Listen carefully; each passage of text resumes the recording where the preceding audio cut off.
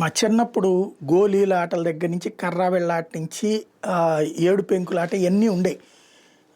ఇప్పుడు పిల్లలకైతే అసలు అవి తెలియని కూడా తెలియదు. ఇప్పుడు ఆనాటి వాటిని గుర్తుకు చేస్తూ తెచ్చేటటువంటి ఒక మంచి ఆలోచన ప్రభుత్వం చేసుకొచ్చింది.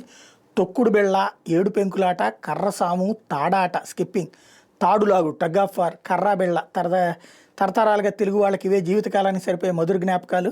ప్రస్తుతం ఆదరణ కోల్పోతున్న ఈ ఆటలను ప్రోత్సహించడానికి రాష్ట్ర క్రీడా సాధికార సంస్థ శాప్ ఆధ్వర్యంలో గ్రామీణ సంప్రదాయ క్రీడా సంబరాల పేరుతో తొలిసారి పోటీలు పెట్టబోతున్నారట.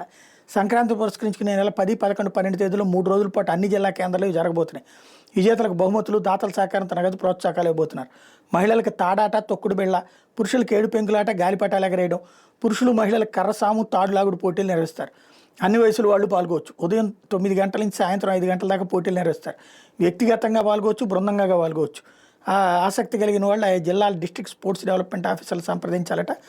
12 విజేతలకు బహుమతులు, నగదు ప్రోత్సాహకాలు అందజేస్తారట.